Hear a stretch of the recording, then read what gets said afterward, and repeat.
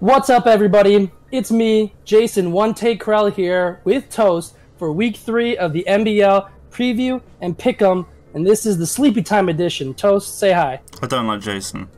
Anyway, we're here for Week 3, whether Toast likes it or not, and let's just dive into it and look at how everybody did last week. You want to break it down for us, Sleepy Boy? Basically, yet again, you guys are bottom of the pack. You're not doing too well. You're really not. Granted, a lot better from last week. You did a lot better than the first week. Fantastic. Yeah. You actually got quite a few right, which is actually pretty good, but you're still not doing the best. After that, you got Tailwind with No. Oh no, we got Harvey. No, Harvey's doing bad. He's head analysis. He's doing bad. I didn't even see that. Granted, he's got both of his locks right, but he's just overall got more wrong. Then it's Tailwind. He's got one more right, but then obviously he's got both his locks wrong. And then you have Wits with the same score, but he's got one lock right, so that pushes him a bit further upwards. And then, begrudgingly to me, I'm next, and Jason's ahead of me. That's me flexing. Yeah. So I got 2 locks right. One also has 2 locks correct. So Toast is regrettably for him the bottom of the 7-5 record, folks. But we did have equally good. We had equally had the same record last week. It was really Tailwind won and Wits that pulled ahead with their they had 5-1 weeks, only getting Blue Huntets wrong, which we all got wrong. So, but unlike you, I actually choose risky teams. That's a great way to end up not in first place. Anyway, you want to move on to this week? Okay, so first game we got Team Subs versus Team Drinking Birds. So this is actually spoilers alert. This is actually one of the only ones that actually is pretty diverse. So it's half and half. So Harvey, JP, you, and the fans all think Drinking Birds, and Juan, me, and Tailwind think Sub.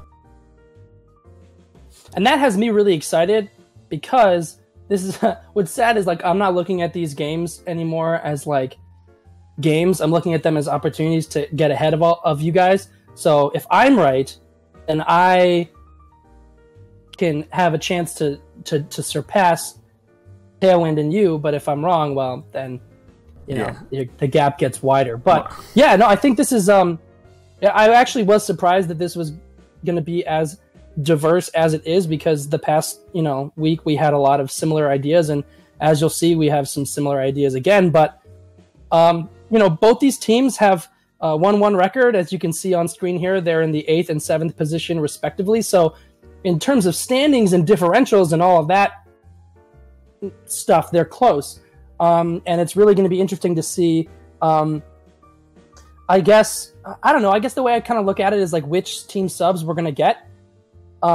Because I think that Team Drinking Birds is really close to Team We Disney in terms of skill. And even though they lost, they lost. I don't know if I should say pretty convincingly, but they certainly lost, and it was not the prettiest loss. But I really think a lot of it came down to one bad turn. So I think that it's pretty forgivable to an extent. But to be fair, Team Subs also had a fantastic week against Blue Huntets, defied all of our expectations. So I think that this actually is going to be a pretty interesting game, and the teams match up interestingly too. Now it's coming down to a point of where you can't have your biases anymore. We've now seen how the teams can play. Especially, it's more so if they call everything right. And the reason I chose Team Subs is they already have a lot for the sun, like chlorophyll with Shift Tree. Granted, you can't do much against also the fire attackers, but then a Typhlosion eruption in the sun. Oh, that's pretty scary. That's very, very scary. The only thing that can probably reliably take it on their team is the Blastoise. Everything else is. Especially if they switch in on a fire attack from Darmanitan or Ninetales, and they get the Flash Fire boost, right? That's what it gets, right? Exactly. Okay. So like, I feel like Team Subs overall, their synergy, like their team distills with their team very well. Like I can see more of like Crobat coming, more of very similar things coming, like what they did last week, because I believe it just matches up so well against them. And interestingly enough, I feel the same, but for the opposite reason, because I think Team Drinking Birds actually has a lot of tools to hit Team Subs. You have things like the Venusaur immediately stands out to me as a really good option.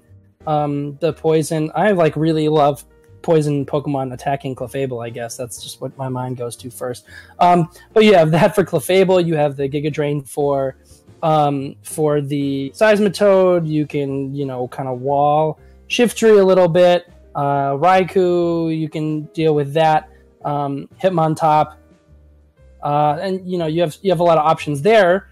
You do have to watch out for things like the Crobat or the Mew, but for the Mew you have Pheromosa, which is going to be putting a lot of pressure on to Mew, and also to I mean honestly it could put a lot of pressure onto the Lucario. It can put a lot of pressure onto Clefable with Poison Jab. We see it run with Poison Jab and VGC for the Tapus all the time. Then it could U-Turn could destroy Shiftry. And it's super fast. I think Shiftry's probably still faster in the sun, but it actually is. I think has about as good of a matchup as they've had since the MBL started with this Pokemon. You have the Metagross for the Crobat, and then the Fire. You know, the Sun mode is definitely an attractive option here as well. I don't know if they're going to bring back the Belly Dream Lanoon. I would like to see them give it another try. It doesn't have the best matchup against this particular team necessarily. Well, actually, not that bad except for Mega Lucario. Nothing else resists it, and they don't have any ghost types. They've got two mons that are very commonly Zach can just quick guard away. That being Hitmontop and Crobat. They can just quick guard the whole time. And in between Fake Out and Brave Bird, Pheromosa is just dying. So like I feel like your whole idea, your game plan was putting too many eggs in one basket. Like just Hitmontop and Crobat respectively. Granted, obviously, if they lead Landorus, and that just shuts my whole idea down. Yeah. Or even that what's it called? The Metagross. Because they don't have as much for the Metagross. I mean, they've got the Typhlosion, they've got the Shiftry, and then they've got coverage moves on various other Pokemon. Well, since it's not even Mega, so like they're gonna unless they don't run it defensively, stuff like Raikou with a Thunderbolt, especially if it's Life Orb or something like even a Seismitoad Surf, is still gonna really chunk it. Like I know it's not obviously one hit KOing, but you're gonna be able to do considerable damage. It's going to be a closer game than I would have expected at the start of the season. And so I'm really excited to see how it turns out. Very much so. Do you want to move to the next match?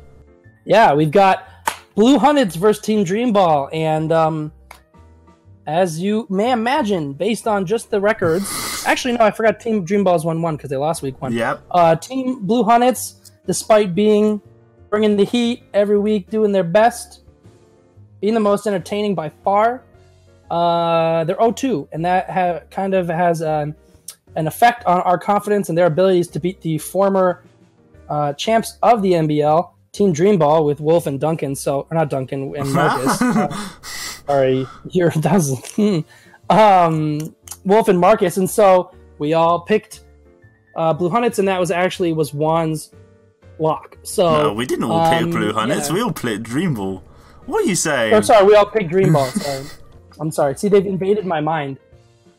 I feel they just post up in there. Their matchup isn't great. Like, granted, I didn't expect everyone to go on the side of Dream Ball, but like, obviously, last week they got kind of hacked a bit. Week 1 doesn't help that they killed their own mon, but this week, just obviously Scrafty stopping a lot of the psychic mode. Granted, you don't want to be staying in against Alele with Moonblast, but obviously having the slower terrain user really helps here as well. Like you can win the terrain war, you can set up your Misty terrain. Bronzong puts in mad kinds of work here. Just slap on a Knocker Berry, jobs are good, and I feel like this is going to be the first time we see the Drifblim finally put in some work as well. that has and Mega Absol, like they both have a really fun time with their team. Right. Yeah, I think maybe Driftblim might be slightly afraid of like the Sharpedo, but other than that, or maybe like because you have to imagine another thing that's like related is you have to imagine that they're gonna run.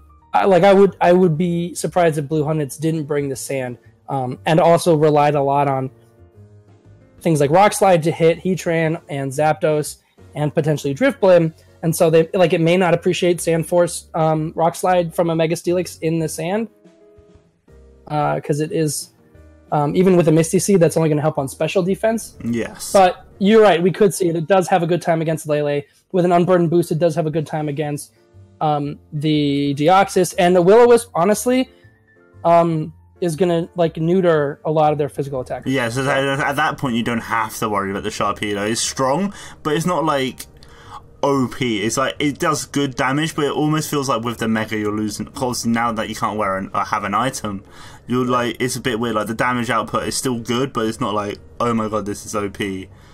Please nerf. But like because I mean, granted they do get the terrain advantage, but that also means that burning is going to be significantly harder because if they have Misty terrain up, they can't. True. Didn't even think about that. That proves how a bit slow I am tonight. Oh, it's okay. You tend to see things like Swagger Driftblim when it's next to a Finny. So we could see something like, oh god, what if they swaggered Bronzong? Swagger Zygarde. Imagine they all they have to do is set up a Dragon Dance and then swagger the Zygarde. So then what? You're +3, +1 speed. You can just start extreme speeding. You got your own little Lanoon right there, just extreme speeding away. And then you have coverage moves like Earthquake for the Steelix, so you can be like, bro, you go on about your own Earthquakes, here, have my own.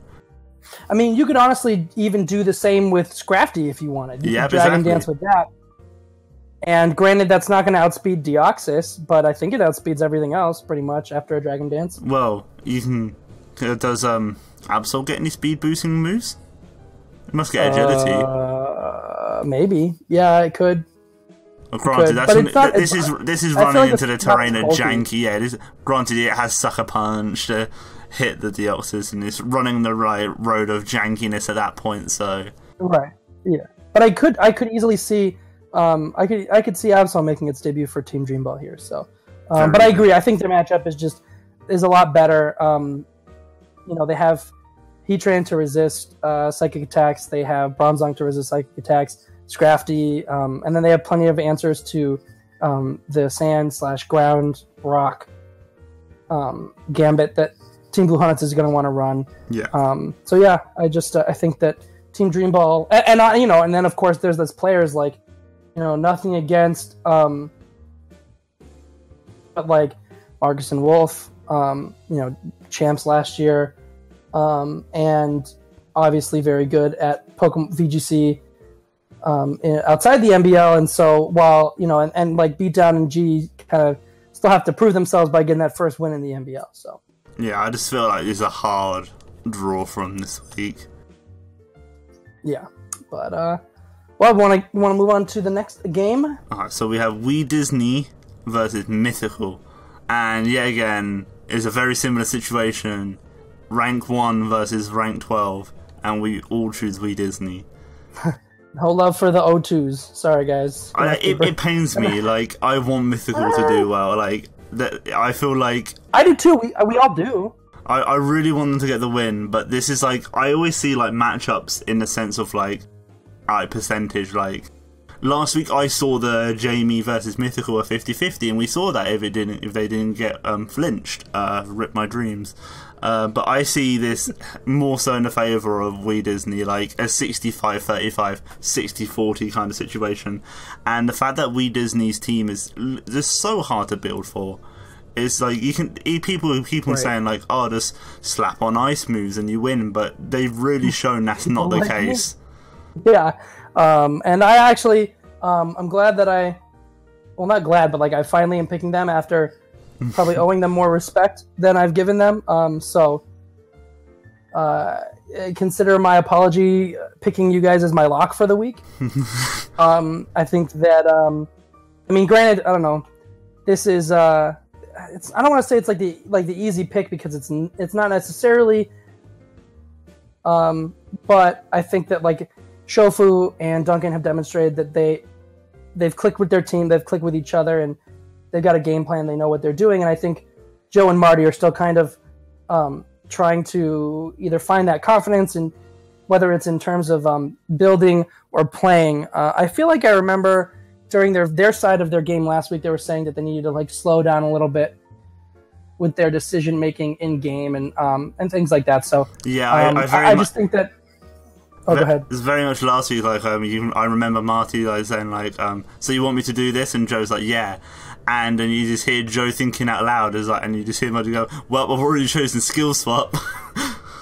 Right. So like you can see them just like instantly just going like bam go. So like this is it's almost like let's just take 5. Well, not we can't take 5 minutes. That's time stall and it's not a long. You can't. Yeah. Take 5 minutes, guys. But like it's also like take a couple more seconds to think about everything that could go on, because really Glalie has, as we said, like ice types and Glalie does have a good amount of fun with Disney's team, but it requires the support from the whole team. Yeah, again, to really pull off, you need to take down that Mag Mortar if they want a chance of really winning. And same with the Frostlass. Does Glalie get freeze dry? I don't think it does because it's a physical attacker. We could Google it, I guess. Well, Mamoswine gets it. That's the only reason I was thinking. Right. So, no, because that would be good for a number of reasons. Well, see, mainly for the Gyarados, so obviously you can hit that for 4 times super effectiveness. Right. Take that right down, and then obviously with that you're hitting with ice type moves alone you're hitting Hawlucha, Gyarados, Tapu Bulu, and both of the Landos and the Lantern. Yeah, if they have freeze dry in the Lantern. Yeah. And that would be pretty scary. And like the only real check they have, like hard checks, are Hawlucha and Magmortar with its fighting type and Magmortar. But I think that speed control is going to be huge in this game. Yes, I don't know if Trick Room is necessarily the play, but I think Icy Wind Cresselia could be pretty helpful because they can't taunt, obviously, and I mean unless they bring something like Dark or Ghost. I mean they do like the Ghost Silvally, but they don't really have a whole lot of options to hit Cresselia super effectively. I mean it is just the Frostlass and Silvally, at least for stab, like they have coverage moves, they can get some bug type moves. And as we know, you sleep on the coverage moves. Cough, cough, Poisonium Z, Sludge Bomb. Hey, I said it in the draft analysis, the very first video. I said that, so that's my saving grace. But yes, you're right. Trying to be a little bit more aware of the possibilities, but I still do think Cresselia does very well for them here. And I do think Icy Wind, because of how good ice type attacks are, would either force things like Landorus and Tornadus out, or like limit how useful they are. Yes. But the thing is then okay, cool, you have Cresselia in, but like what are you going to have next to it? Do you have Glalie come in to put on pressure early? Do you have like Garchomp in to clear things out like Magmortar? You have Medicham in just to also deal obviously with Ice Punch, Drain Punch. It has. Medicham has really good coverage. Chunk things with a fake out. Yeah, it does. And like, I forgot how much Pure Power fake out does to not really bulky Pokemon. Oh, that does like 30 to 40%. Tapu Koko's literally taking half from an unintimidated fake out from Mega Medicham. At least, like that's gonna be scary. But yeah, so I think the Team Mythical has good options, but I just don't know if they're going to be able to execute in this game, especially against the current leaders of the MBL. Alright. So then we have this one was a surprise. Team Leaky versus Juice. Me and Toast, neither of us expected everyone to pick Team Juice. No, considering how much of a bandwagon you are on Leaky, like you're like this like number one fan. Well, it's not even that. It's just I don't know, but I think Habigi's not going to be happy with me. He's never happy with you. I know he loves me deep down. But I think what's really interesting here is that we all picked an 0-2 team to beat a 1-1 team, when that 1-1 team actually did like fairly well in their matchup. There were a couple moments where like I definitely thought that they were going to take the game, and it kind of got away from them. But they're not bad by any means. But and again, of course, Team Juice wasn't bad by any means in either of their games this week. Both of their or this season so far, both of them were really close. And I think that this week part of their issue was some hacks in toxic that was not in their favor. Toxic missing. Well, and I think I also saw it might have been Kenny saying in the Discord talking about how he didn't bring the right item on Torn. Yeah, exactly. It was supposed to be Z flying. So.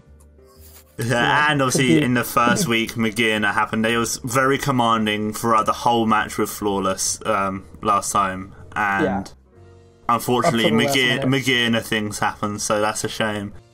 So right. So they could easily be a 2-0 team up there with Duncan and or We Disney and Cyberbaz, but I do think that they have a good matchup this week, and I think that you agree.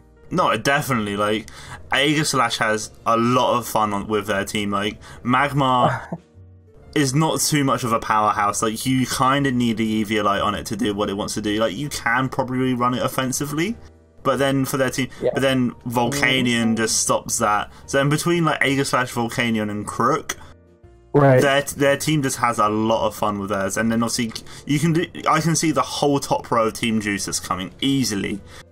Because there's no way it doesn't. Yeah, Kyurem like really covers it. Crook has a lot of fun here as well as Volcanion. Aegislash just sits there, like just sits. Like you can also run Drill Run on Beedrill, but that's still not doing that much. Especially if you can keep it in shield form. Sylveon has a tough time even dealing with like Volcanion and Aegislash. Just obviously Volcanion just sits there, both of them just sits there eating its attacks.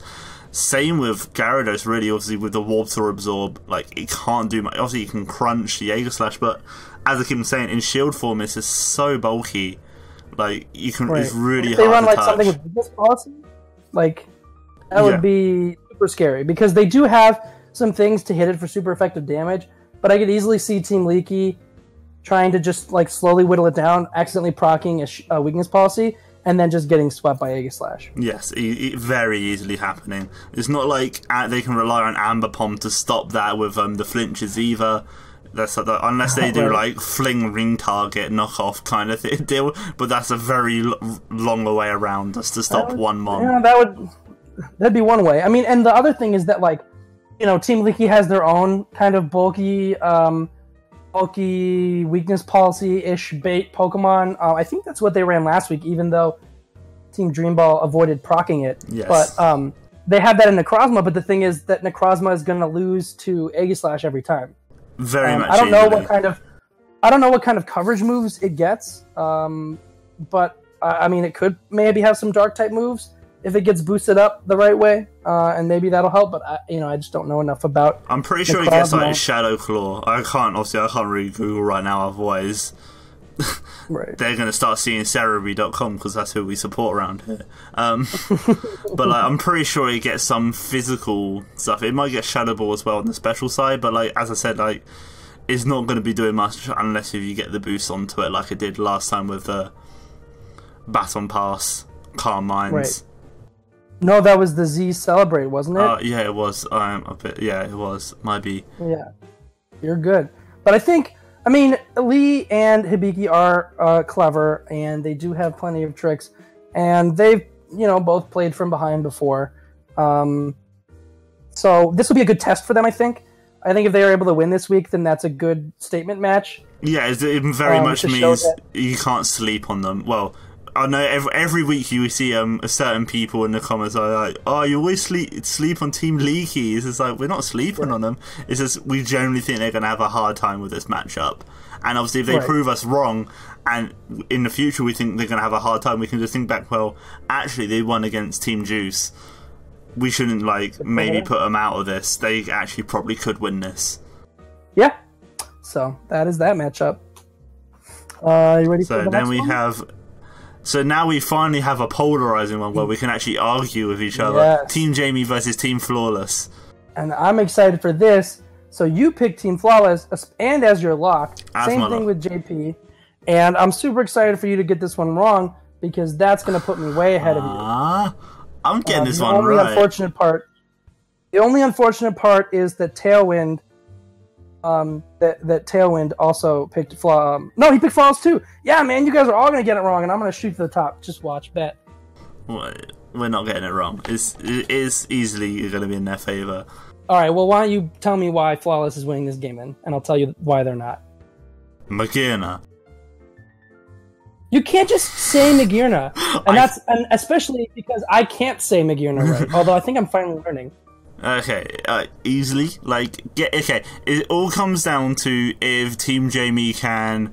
Well, if Team Flawless can predict which speed control that they won't predict, if you know what I mean?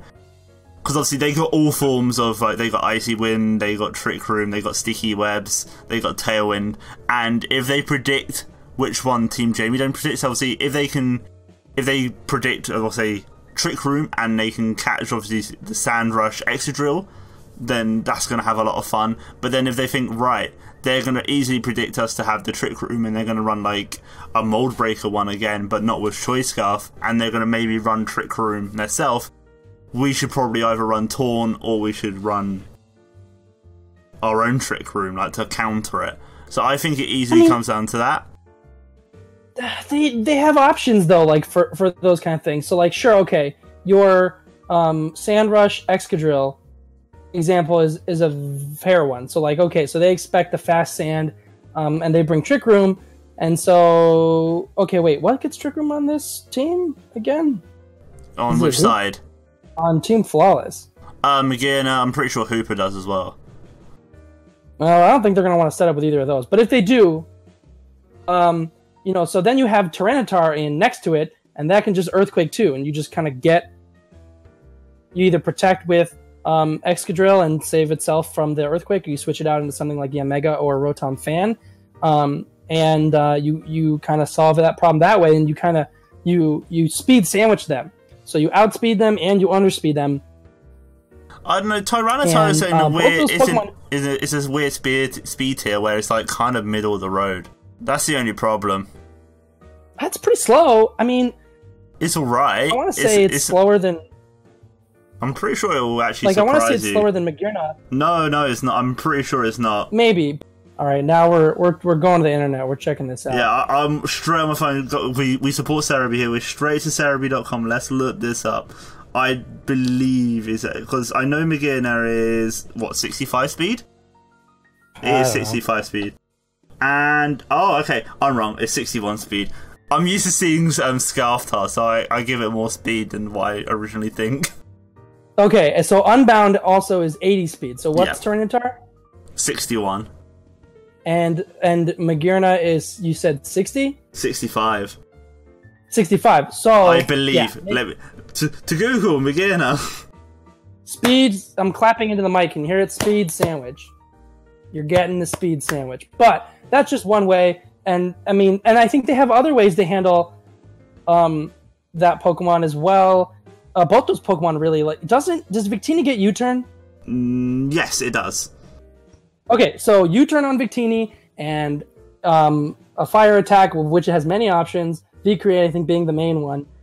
That will mess up both Hoopa and Magearna, and that's just in one Pokemon. You have Yanmega with bug type attacks for Hoopa, but I think if they preserve those threats, then they'll have not an easy time, but they'll have a pretty good match. And the other thing is that, like, I probably need to rewatch Team Flawless' side against Cyberbaz, to kind of see remind myself more about what their mentality was. But from what I saw, it felt like to me that even though the score in that game was fairly close, I feel like Team Cyberbaz was in control a lot of the time. There was one point where they second guessed themselves with when they called the predict. You know, on, you're right. Yeah. Yeah.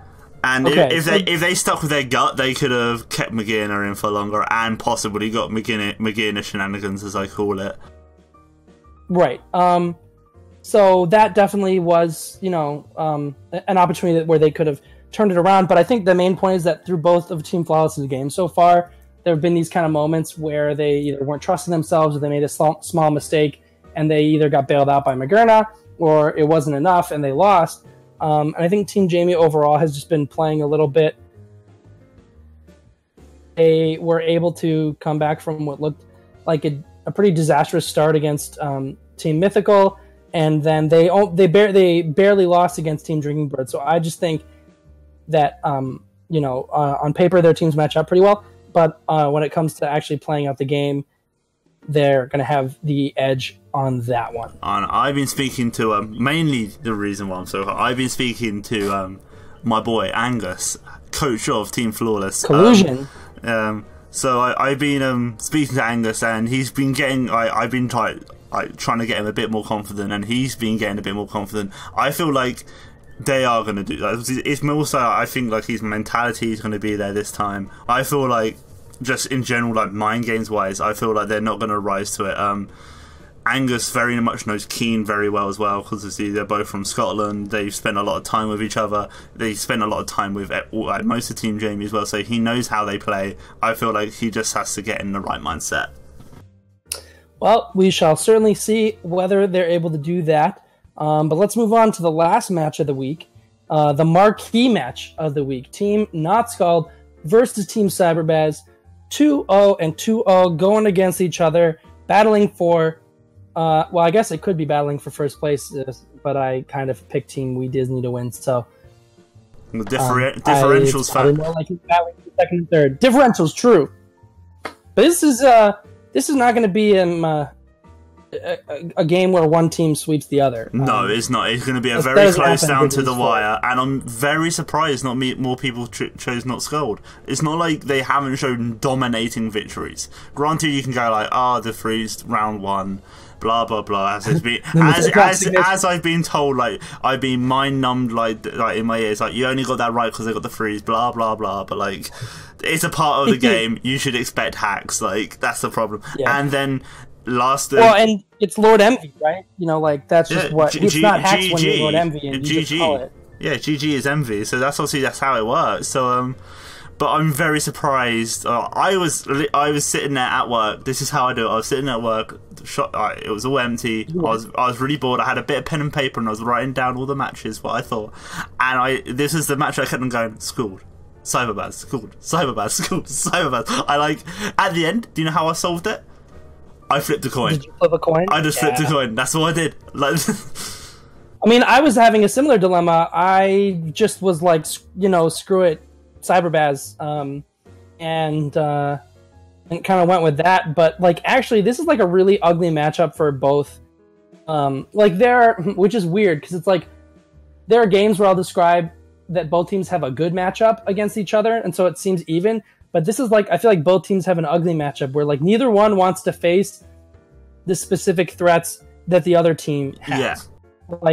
Volcarona does good against Buzzwole and Celesteela, but it's gonna hate dealing with Garchomp and Arcanine and things like that. And then Buzzwole does so much work on the other side of things, with Thunder Punch, Poison Jab, Fighting Stab, and whatever else you want to run. It does a lot of work onto Cyberbaz's side. Right. There's just it's all just trades, and honestly, I think it's gonna be, even more than who preps right. I think you're gonna need to get the right lead. I think that whoever gets the momentum first is going to win this game, and I don't think that it's gonna be one of those situations where they never give up that momentum. No. But I think that early edge. Just taking that first blow will put them one half step ahead. It's whoever can gain the momentum the fastest in this matchup. So it's gonna be definitely the match to watch this week. But now that I look at it, except from an Iron Head on Jirachi, Credilli actually has quite a lot of fun. Obviously, we know how much Cyberbaz loves their Azumarill and how much they love their Aqua Jets and Belly Drums. So Storm Dream I've already forgotten. Credilli does in that LZ. There's walls, and except from that, they don't have much else to hit it. Like they're not going to really run aerial ace. Don't forget about that Breloom. The Breloom though, with that Mach Punch or that superpower. I guess maybe not Mach Punch, but like I guess it's not pretty. It's not going to be pretty. Yeah, well, see, Cyberbaz really like their priority. That's something we've learned from how they play with their mons. They do like having a lot of priority moves. So I would like to see superpower for that situation, but like I only see Mach Punch coming out. And if there's only Mach Punch, you're still going to be granted it's technician boosted stab, but it probably eats it with the right investment. And these are two guys aren't just going to do 252, 252. They're going to be in the lab. They're going to be calcing it out. They're going to know exactly what it lives, what it doesn't live. Part of me wouldn't mind seeing Purloin finally come out. I feel like this could be a good match where if Team Cyberbaz is able to disrupt what Team Not Scald wants to do, it could be pretty useful, whether that's with like Encore switch, shenanigans to give them a safer way to set up, or any of the prankster options that Purloin gets. Yeah. I think that could be good. Obviously, it's all kinds of frail, and there's nothing but power on Team Not Scald, but it could be a gamble that pays off. Honestly, like I am not envious of either of these teams in terms of like team building. I think that God help all four of their souls. Yeah, I can honestly see. Just quickly. I can really see. What's that thing called? I'm just looking at it, just trying to think of it. Hand it out. The Malamar. Malamar. Is it Malamar? It's Malamar. Malamar. I can see that doing a lot. So see, Psychic does a lot of work. Obviously, the only thing you're gonna have to do, I'd be scared of, is Volk. But that's naturally the whole team. The whole team is obviously 7 sweet. Play rough. Play rough's neutral. Yeah, it's neutral, isn't it? No, it's super effective. Is still. It? I thought it was. Because Psychic doesn't resist fairy. Oh, it doesn't. I'm used to the days, obviously, where it's only weak to one thing. Right. No, fairy type ruin that. Yeah, but obviously, except for that, I can see that doing a lot of work. I'm gonna pretty much call that their team is gonna be Celesteela, Arcanine, Suicune, Garchomp, Buzzwole, something. Credilli, and Malamar. That's what I'm saying. Isn't that 7? Is it? It is. Picked the whole top row. Okay. And then 2. And Raichu then, I guess. Okay, and then I could do 8, and then they pick from those. Yeah, I could easily see that. But I can honestly see Alone and Raichu taking the bench here. Yeah, well, and I think maybe it doesn't match up against its OG, original, and better counterpart. Debatable. Oh my god, we have to end this video before we have problems. Okay, talk about that then. Alright, so here's our quick overview of what we've chosen and what you've chosen, because we got that this week. We ended the polls a bit earlier, so we can actually put it in the recording. So you can actually see what you've chosen as a whole group and what we've chosen quickly. So that's everything. You got any last words on this, Jason? I'm going to really enjoy being above everyone else on the standings next week. Okay, you keep on telling you. So if that makes you sleep easier at night, we'll just let you go with that. It does, and I hope that knowledge doesn't keep you up at night, especially considering how late it is over there for you. Nah, I've got too much knowledge to let me sleep. Alright, well, thank you guys for watching. This has been Jason and Toast with the Pick'ems. Tune in to all the matches and the rest of the content that we've got coming out. Actually, I think we're last, so never mind. It's just team builders and the matches. So watch that. Yeah, watch all of those. And we'll catch you next week. Bye-bye.